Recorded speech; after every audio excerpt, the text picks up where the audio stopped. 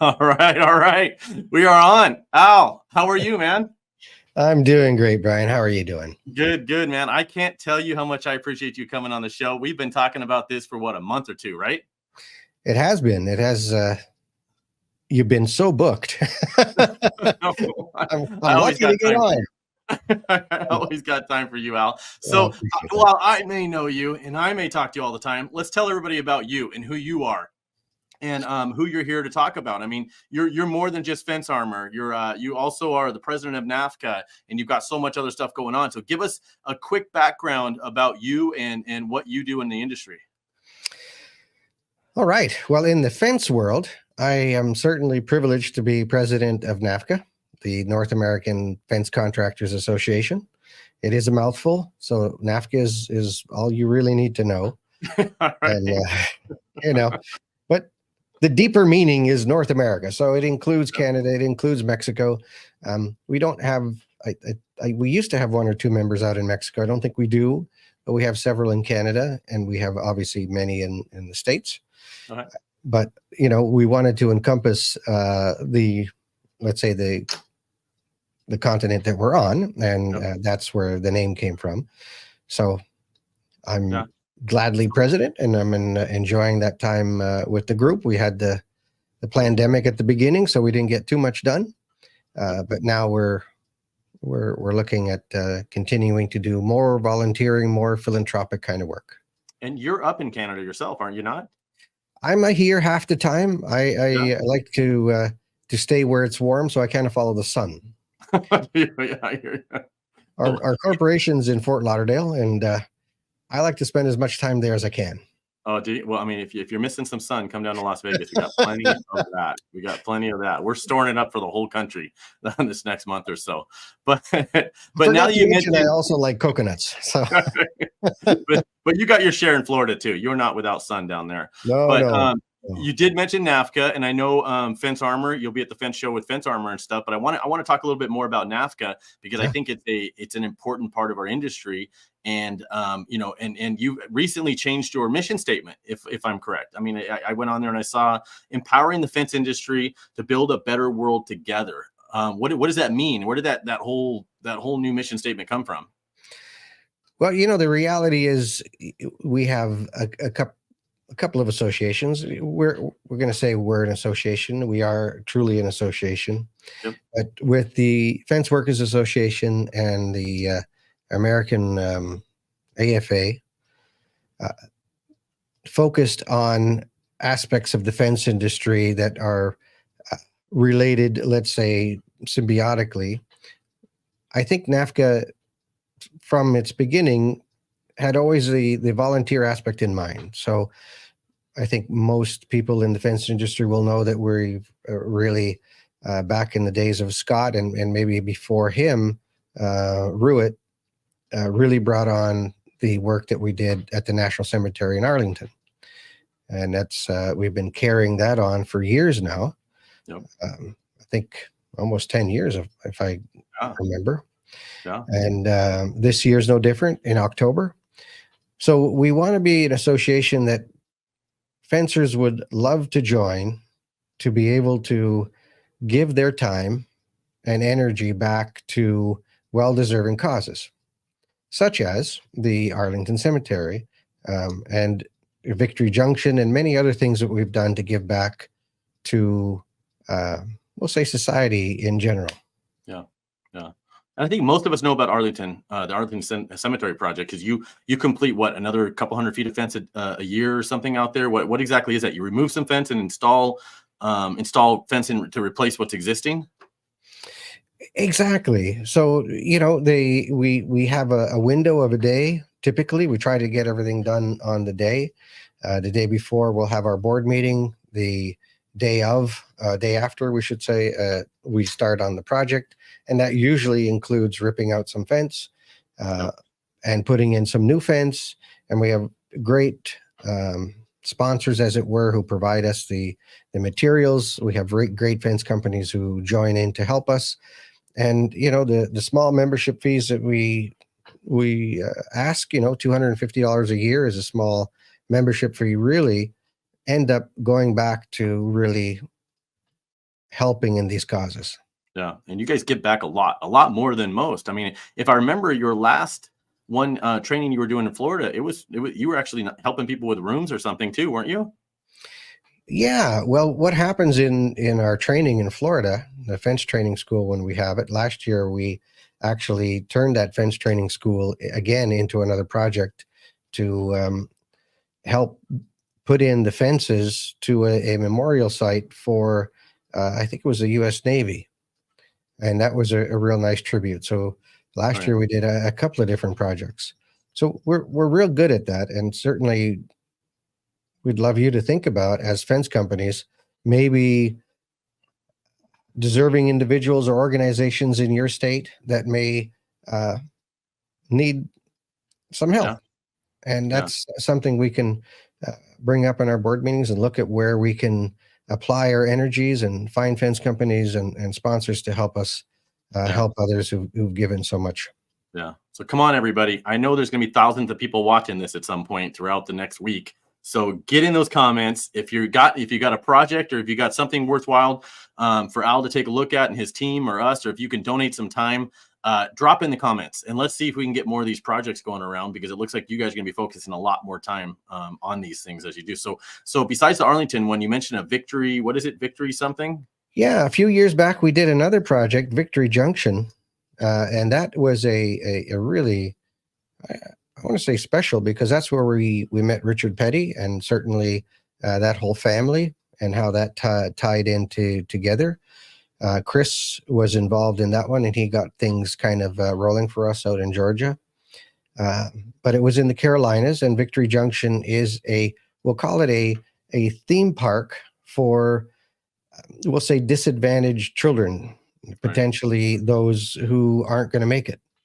Yeah. And they get a week at this location to be able to enjoy those moments in life that they can't normally enjoy. So we were busy building paddocks for llamas and horses. Yeah. So we put up a lot of vinyl fence there. We had a great crew, and it was a real nice feeling when you finished working there. That's for sure. So for 10 years, you've been working on this Arlington fence. How many more years do you think you got left on that? Well, it's a big cemetery. I don't see that ending anytime soon. You know, sadly, the world's not getting any safer, and what they've been finding is their standard 6-foot high fences haven't been doing the trick. So they're pulling a lot of those out and putting in 10-foot fences. Yeah. So there's a lot of that around the property.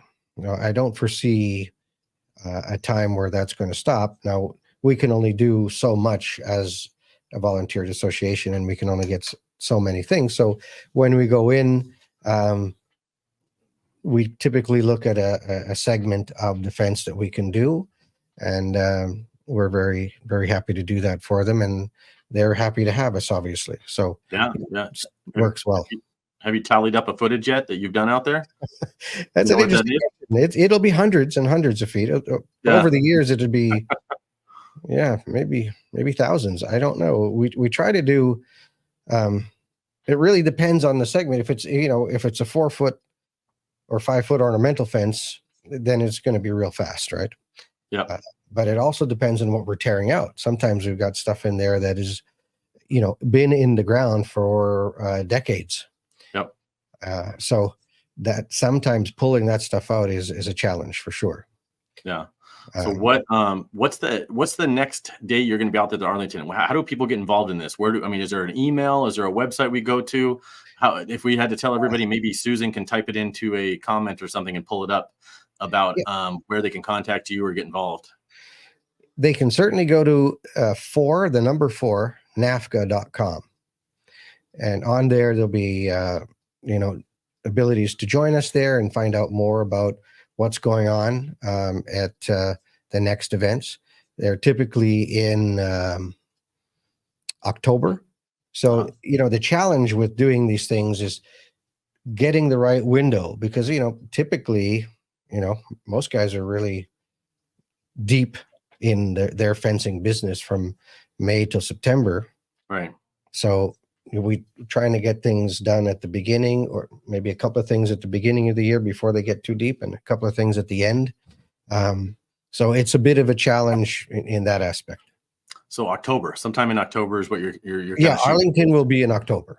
Okay, and we'll do more. We'll do more shout outs for that to kind of get see what we can do about getting involved. And maybe I know Susan, I think, was out there at the last one, possibly, if I remember correctly. Yeah, Susan and Michael, I believe. Yeah, so they were out there at that one. So hopefully this will be after our show in September. So yes. I'll be under a little less pressure too. So we'll get out there and try to make an appearance and see what we can do to help too. And maybe we can help get some more fencing in. Get some more materials donated over there. And it's a learning experience as well. So you do more than just build this fence. You turn this into a training exercise, right?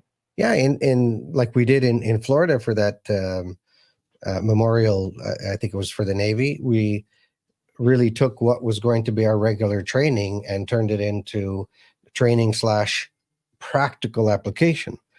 So that's one of the things that's typically different with us when we're doing training. It's usually an application where the fence is actually being built for a purpose, as opposed to let's put in a post and let's pull it out. Right. So it gives it a different dynamic at that point because you have to do it right. Right. So is NAFTA, is there a heavy veteran association with this? A lot of veterans that kind of started this? Is that why we see a lot more on, Arlington, the Navy projects, things like that? I don't know. There certainly are veterans. Scott Ruitt was in the Coast Guard for a lot of years. And there are veterans in the association. But I think really it stems from the initial group and founders who broke away and decided that they wanted to create an organization that was closer to the fence builder as opposed to manufacturers or organizations that are, let's say, not as needing to learn about fencing. Right. I think you guys did a good job at that. And I know we'll recap probably on another show about your training you do in Florida and some of the other educational stuff you have. But I do want to talk about fence armor as well, because fence armor, until I met you, I think at the it was the last show, really, or we kind of got to really know each other after the last show. I didn't know a lot about fence armor. I don't do wood, vinyl, but then I hear that there is some stuff that's for steel and aluminum as well. So it's not just something to protect a wood post from rotting away, if I remember correctly, right? So yeah, you are right. Absolutely. And I see our catchphrases at the bottom there. I was trying to pull that up at the same time, but yeah. the 3 Ps. The 3 Ps are important. So prevent, protect, and prolong. Ultimately, our product is designed initially to solve a problem, and the problem was mine. I had a fence. I still have a fence, and I had landscapers who worked on my property, and every Friday they would find an opportunity to, let's say, violate the posts on my fence. And this violation kept happening, and my cedar posts were deteriorating every week. Yep. And I just felt that it was egregious that this was continuing to go on.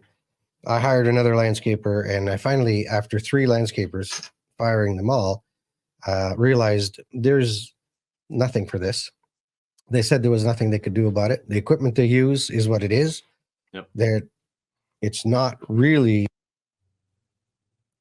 their fault. So we went ahead and invented something that would take care of that problem. And that's how the fence guard or fence armor started. And we trademarked the name, we patented the product, we made it all in North America, all US steel. We stamp it here, we powder coat some down in Florida. And we have a solution that is a great upsell to the fence builders. Yeah, I want to circle back to that made in North America, because you guys have a whole story around that as well. But so your first product was the actual product that protected a wood post. That's what started the whole thing. Yeah. So there you see a fence armor guard there. That's a small one. It's a 3-inch high. Okay. And this part of this, what we call a totem pole, and we can get into that. But this piece right here is, our bread and butter. And it's really simple. It's galvanized steel, 22 gauge, G90 galv. Then we powder coat it with a polyester American powder coat. Even the screws are made in America, Pittsburgh steel, powder coated to match. And what happens is when the filament comes across here, a couple of things happen. That radius here deflects the filament from the face. It also deflects the filament so that the filament doesn't break. Because landscapers don't want to have their filaments breaking every time they come up against fence armor. So it works to manage both that criteria. Interesting. And it comes pre-bent right out of the box, and they have multiple sizes, or are all the wood posts typically the same? It's a 4 and 3.5 inch post, or is that an issue that comes up sometimes? We have 113 SKUs. Oh, and you say to me, Al, why is that possible? It's possible because wood is not what you imagine. And, I remember being, on the equivalent of the Shark Tank, the Canadian version called Dragon's Den. And some of the investors would say, well, you're getting ripped off. And I said, well, that's just the way it is. A 4x4 at Home Depot and Lowe's is 3.5 by 3.5. And those of you who remember the lawsuit that was put up against Menards for that very reason, they had to change. And if you go to a store today, a box store, and you'll see the name, it no longer has 4 inches by 4 inches. It just says 4 by 4. So in that lawsuit, it said that is just a name. It's not a quantifier of its reality. So the name 4 by 4 is just that. Yeah. If they had the inch marks above it, that was what the lawsuit was, then it's actually suggesting that post should measure 4 by 4. Right. And today, when you guys go out to those stores, have a look at those numbers. That's interesting. Yeah. Yeah. We all know that a 2x6 is not 2x6. We know it's 1.5 inches by 5.5. I guess we just learned that over time, but I guess I never paid attention to whether they put the inch symbol on it or not. So 113 SKUs, though. I mean, is a 4x4 that different at different stores that you would have to have different SKUs for that? A 4x4 will range in the U.S. and Canada from 3 3/8 all the way to 4 1/8. Oh my gosh! So that's why our post caps are the only post caps that'll fit any 4x4 ever made, because it's a universal clip inside. The claw grabs the post and locks on. So if you're in Washington State, Oregon, British Columbia, most of those mills are cutting wood for the Japan. Japan requires 105 mil, which is 4 1/8. So Home Depot and Lowe's will still sell a 4x4 as 3.5. But if you went to an independent lumber store, in many cases, that 4x4 would be 4 1/8. So, but they still call it 4x4.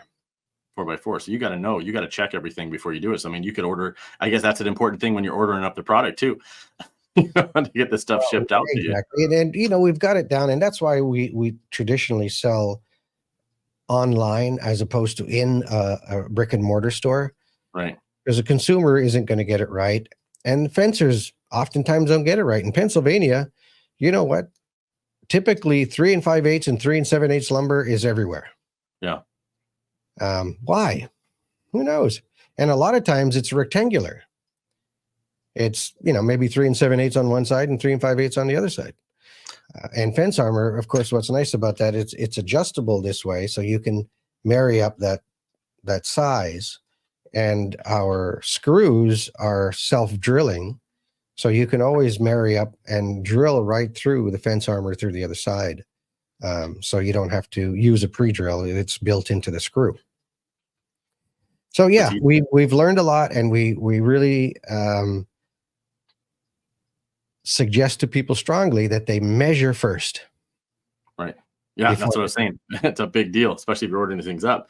So they're easy to install, and that's that's important. That's important for people to know. I mean, it doesn't take a lot of tools. A drill with it sounds like self tapping screws, and these things are on. And if you get the right size, I'm sure sure it goes a pretty smooth process. Yeah. You mentioned Japan earlier, and I know you didn't do all this forever. So obviously before you were developing these guards and these shields, did you have some experience developing markets in Japan, New Zealand, things like that? What were you doing back then? Well, we still have, the engineering side of our business. And at that time, I was living in Ventura County in California. And I really spent most of my time Asia Pacific and Brazil to grow those territories in the world of CNC. So those markets were developed on the engineering side of things. Oh, So you were introduced very heavily products involved in in that. Japan, Singapore, Malaysia, Indonesia, throughout that part of the Pacific, and then Brazil. Wow, that's interesting because a lot of people aren't that involved in it. They send it off, but sounds like you stay pretty active in it. Well, yes. I mean, as far as the engineering side of things, I love that part. That is really a big part of what we do. Become very passionate with fence armor over the years because it's a baby we created, Yeah. and it was really an underserved market, and it takes a while for the industry to understand. They see something new. What is this stuff? Why is it important? Well, all you have to do is look at the bottom of any post, whether it's a vinyl post or ornamental post or wood post. They get hacked up by lawn equipment. Yeah. And our biggest customer base is our HOAs. We don't have to sell it to them. They just call us. Yeah. And, they're doing it right now. They see the landscapers come in, and so yes, we get calls from them all the time. And there were two opportunities there. One for the fence builder to have offered it right off the bat. And we did have a fence company down in Florida who actually called us and thanked us because we'd sent them some brochures and samples. He was the only fence company who introduced fence armor in that association. And even though he was more expensive, he was the only one who spoke to them about the realities of what was. And since they knew it so well, they put fence armor on all their vinyl fences to protect them from the damage that was going to happen. But you have other products too, so it's not. I mean, may have started off like that, but you've expanded a lot into. Tell me a little bit about. And I'm curious about this probably more than some that may be more experienced in wood and vinyl fences and stuff. A wood post. Why would you want to? You have some stuff that actually goes down and not just protects the wood post up above, but below. Tell me about some of those products. Yeah, so we have what we call, and again, we'll go back here to our totem pole, what we call our signature series fence. And on our training day, September the 11th at 11 o'clock, we'll be in one of the rooms doing some training and talking about the opportunity for fence companies to be able to increase their profits by offering a solution that we call the signature series. So to that end, we have the fence armor rot barrier, which lives here. This particular one is 14 inches long. 2 inches live above the ground up here, and the rest is in the ground. Now we know from 0 to -8 is where you're going to find rot, right? So the three things that encourage rot are warmth, oxygen, and moisture. With those three things, you end up with that very quickly, sometimes in 4 years, 3 years, 7 years. And the treatments for wood aren't what they used to be. They can't use arsenic anymore. They can't use the amount of copper they used before. The world is beautiful and we must keep it blah, blah, blah, and blah, blah, blah. Yeah. So something's going to be suffer. Yeah. So what happens? You have to cut down more trees. Or you can give your customer a 20-year warranty on a solution like this to protect it from rotting in the ground. So you've done studies, I'm sure, that would show. Have you done some studies where you've set a post in the ground, then you put that around it and put it next to it and test? Obviously, this study would take forever, I'm sure, but how long Well, to see the we difference? use Post Saver for these Uh-huh. barriers, and Post Saver has done these studies since '94, and they do have posts in the ground that have been that long, and they work. Right. We have organic farmers and the rest of it who also use the product, and for them, they're happy to have there's organic and then there's organic. Yep. The semi-organic guys will use a treated post, but then they'll want to protect it. So in this area, the leaching doesn't happen. The treatment doesn't get into the ground. So they're happy about that. For the true organic guys, they don't use any treated posts. They just use raw wood. And those things last 2 or 3 years because the diameter is like 3 inches typically. Right. So with a sleeve on it, they're going to get at least twice the life. At least there's hope. Yeah. And that's interesting. That's interesting. I mean, because I'll be honest, we don't have much wood fence out here or vinyl. In fact, we don't even have much lawn. I think I got till 2026 to remove the lawn at my house. It's going to be illegal to have lawn in Las Vegas. So hurry up and sell those because in Las Vegas, because then the bureaucrats are done. We'll have no lawn. That's sad. I mean, it's well, I don't know. I never knew that first 8 inches is where most of the damage happens. But now that I think about it, I mean, any post you pull out of the ground, that is typically where you see all the rot, and they do kind of fall off. And I just assumed the whole post was rotting. I haven't even thought about the fact that maybe it's not the whole post. It's just that first 8 or 10 inches. And I'm sure I saw Nathan Downs on here a second ago, I think, from Protecting Your Radius podcast. I mean, they do a lot of wood and stuff out there. So he's probably like, yep. That's what it rots off right there. Anybody who pulls it out. I mean, and posts typically Tennessee and South are only 24 inches deep in the ground. Yep. So below here, this post can be in water all day long. Doesn't matter. And in fact, we have many images with the price tag still on the bottom. Yeah. Wow. And we know this. I mean, we have boat wrecks and we have people collecting logs out of rivers and swamps that have been in there for hundreds of years. Yeah. Water by itself doesn't destroy the wood. Yeah. So it is an interesting solution. So if we are able to keep this air and water tight, when moisture tries to come up into here, that capillary action is stopped because there isn't enough moisture to draw up above the post. So it stays down here in the ground. And obviously you have a post that's going to last longer. Yeah. And then you can't damage the post. So fence armor is ideal because now you're not damaging the membrane. And then of course at the top, we have our beautiful caps. Yep. And tell me about your caps. I noticed I've seen them before. Do you need to protect the top of the posts? Yes. Look at all these wood. I mean, ask me to build, 10,000 feet of chain link fence, 12 foot tall. I'm good, but this wood fence and vinyl fence, I'm just like going, well, why would you need that? Why don't I'm still like, why don't they pound steel posts in the ground? Why? I mean, you guys deal with a lot more variables that we don't have to deal with in the dry ground out here and things like that. So, why would you protect the top of a wood post? Well, you think of wood as a straw. And you have at the top of your fence a bare post.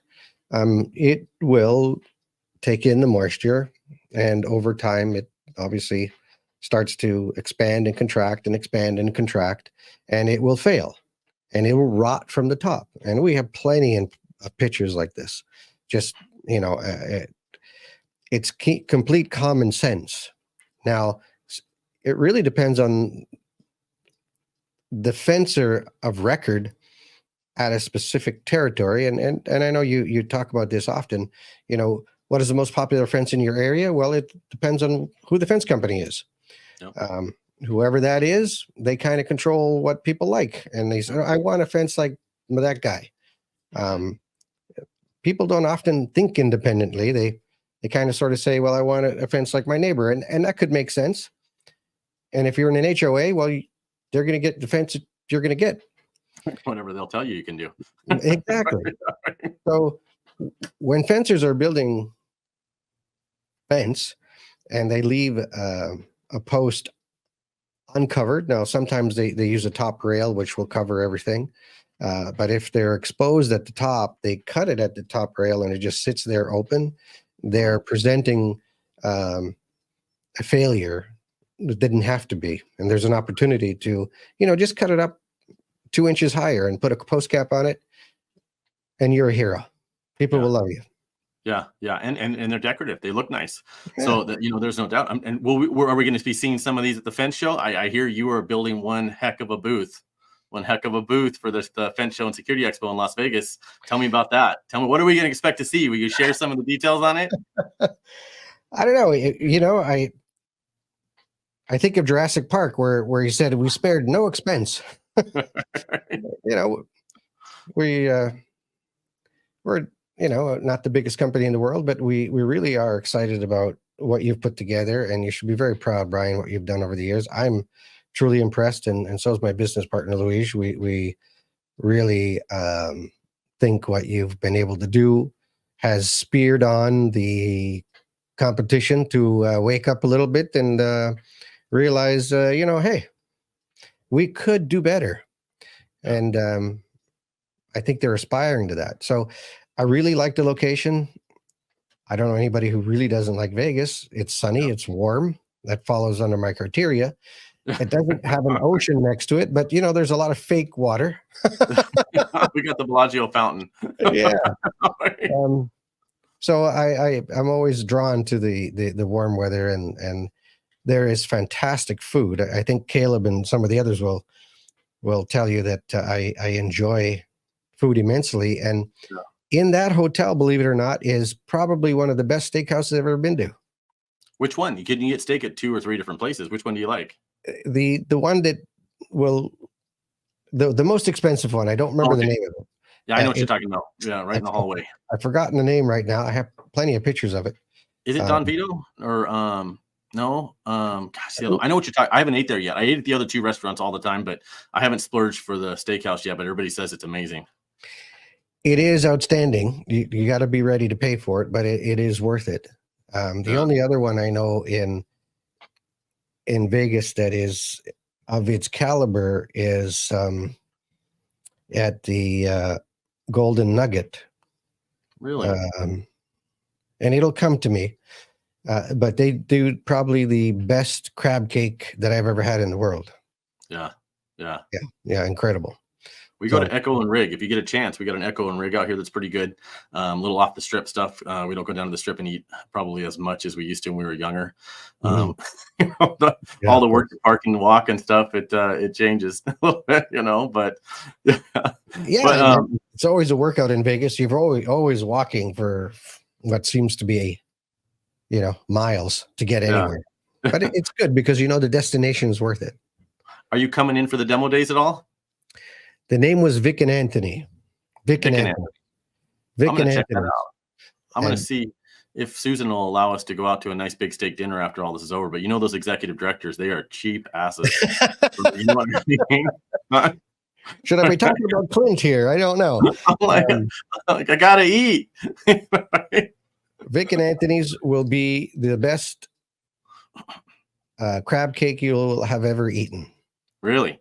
Hey, I'm going to bring on a YouTube video that I watched. I kind of was creeping on your YouTube channel a little bit earlier, and I don't think people realize how much information you guys have on your YouTube channel. So if you go to Fence Armor on YouTube, there is just endless. You could watch for days and days and days. I don't know how many hours worth of videos you have up. These are all videos you guys put up, or some people are posting up there for you. Yeah, it's amazing. I'm going to pull one up and have you tell us a little bit about it, and let everybody kind of watch a little bit about your products and what other people think of it, because you guys have made a huge impact on a lot of fence companies, throughout the country. And I think that the word needs to get out. So let me pull this up and see if we can get this thing to work here for you. Nice. I swear by Fence Armor. This stuff's amazing. It does nothing but create longevity on your posts. You don't have to worry about your trimmers. You don't have to worry about pesky landscapers from commercial properties coming by and cutting your post down without you even knowing. So Andy, what made you want to find a solution for that? I want it to be different, and I want it to be above everybody else. And when we build things, we do it once and once only. This product adds to that philosophy.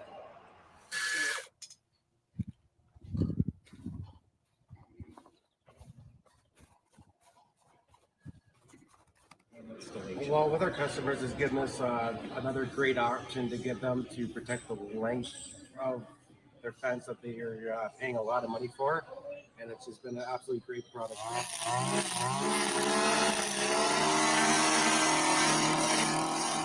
How we came in touch with the product was the customer here. We had already sold the fence itself, so the customer comes to us and says, well, how can we protect our investment on this project? But also, they already had a mile of existing PVC fence here. We'll take some pictures and show some video of some of the existing posts that are already here, and it's 8 years old, and half of the posts are already gone from weed whackers. He has a company come in, and I'm sure that they do the best that they can, but over time, no matter what, the weed whacker is going to go through. So I thought about the product that I had seen in the World Fence News, which was Fence Armor, which can save his existing product and help his investment on this project. So that's what we're to try tap in and find a product that protected the posts. Customers were always asking, can we do extra concrete? Can we do extra this? Extra? So let's just kill that and get to the bottom. And that's where I found Al at Fence Armor, and it's been great ever since. 99% of customers are going with it. It's protecting from above ground and now below ground with the post saver.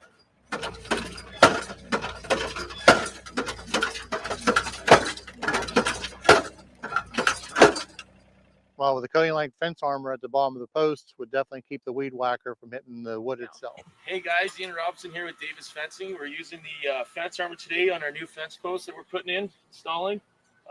Set them 3 inches off the bottom of the ground for lawn maintenance and protection of the post. And the same galvanized steel we use for our fence hangers, so nothing rusts. It's good for moisture and great product to use for sure on your fence.